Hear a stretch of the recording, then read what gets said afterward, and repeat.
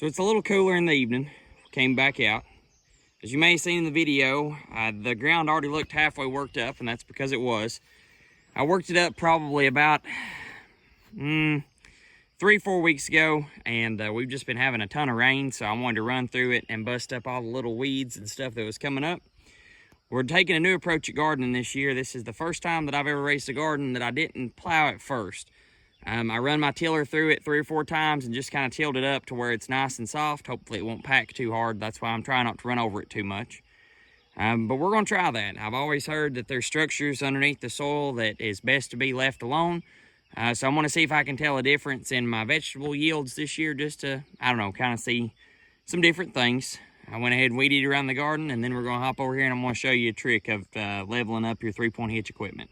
Whenever you get to leveling up 3-point hitch equipment, it's always best to find a flat surface, and right here in my road is probably one of the best places. So if you don't know what this piece of equipment is, it's called a layoff plow. Layoff plow is how you kind of make your rows in your garden, and it's set specifically to cultivate with this tractor the distance apart. But first thing I want to make sure to do is I want to check how level it is up and down this way. Okay, and an easy way to make sure of that is to barely set your hitch down. Okay, and see if it's going to hit one spot before the other. And it looks like it may hit this side over here more than the other. So what I'm going to do, I'm going to let this side down and level it up. Now when I set it down all the way, I want to make sure that it's actually run into the ground, so like I'm actually moving dirt, and it actually is pointed that way. So we're going to go ahead and we're going to lay some rows off.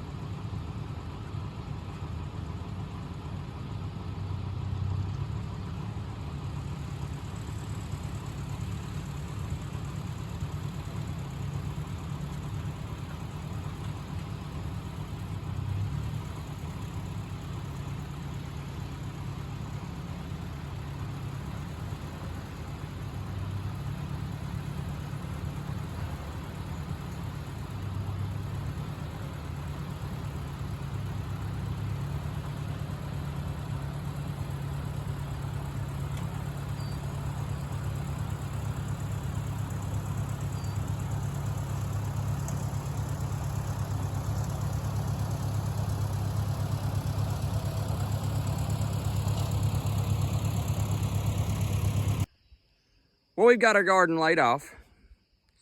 First thing I'm going to do is I'm going to go through and drop some triple 10. Triple 10's a fertilizer. It's pretty easy on young plants. So I'm going to go through and drop that in the row. And then we'll come back and we'll decide where we're going to plant what at this year. I put beans down here on this side last year. Put corn up here, and I may do flip-flop. I may put my corn down here this year, do my beans up here. If anyone knows anything about plants, beans are a legume. Beans naturally produce nitrogen. So we may try that this year. Now, one of the biggest things about working with this, anytime that you do any type of work in your life, never work harder, always work smarter. If you go buy you a 50-pound worth of fertilizer, 50-pound bag worth, get you a little bucket or a pail and fill about halfway up. Now, you guys may see what I'm doing here. I'm just grabbing a fistful, and I'm just not putting it on too heavy. Just kind of throwing it in right in the row. You don't, I don't know, not right now, you don't really need to even fertilize the middle. Because when you fertilize the middle, that just allows for more weed growth. You want to make sure you're worried about fertilizing the plant that you're planting, or the seed you're planting. But once again, you don't want to do it too heavy or you'll burn it up as it grows. So that's one step down. Now the first bean I'm going to plant is white half runners. We're gonna do a little YouTube experiment. I didn't put these up in the freezer this year. Let's just say some things happened and my mind started thinking about other things. So they've been down in the barn since last summer. So we're gonna plant our garden, and listen, if it don't come up, it's no big deal, but I hate to waste this seed. As expensive as what it is. Now, you'll see some people plant beans different ways. You'll see them plant them in pods, separate. You do you, friend. It's whichever one you want to do. Now, the funnest part's just covering everything up. Just remember, don't cover them up too much. Cover them up enough that the birds don't get a hold of them, but don't cover them up so much that it's really hard for them to come up. So just some general ideas what we're going to try to do with the garden this year. Like I said, we're going to try to plant some white half runners, maybe some type of pole bean. We're going to try to do peaches and cream like we did last year. We're going to try to maybe grow some watermelon, cantaloupe. Got some peppers, got some tomatoes, some cucumbers, some zucchini, some squash, and some okra. And if anybody has any other ideas, maybe put some flowers on the end, maybe to attract some bees. But if anyone else has any other ideas they'd like to see grown in the garden, just comment down below. Let me know something, some different things you guys like, and we'll maybe see if we can try it this year. So thank y'all for watching this video. Those of y'all that's watched it to the end, I do want to show you something real quick before I go. So if anyone's following my Instagram page, you've probably seen this thing. This is the newest edition. We're going to sell the 4000 and the Big David Brown, and this is what replaced it. I've been kind of saving up a long time to buy a pretty good tractor, and so this was it. It's a 2006 New Holland 1060A, four-wheel drive, 1,600 hours. Power shuttle up on the dash. Skid steer, quick attach loader. So just wanted to show you guys that, and hopefully here in a couple days I may make a video of it mowing down some hay.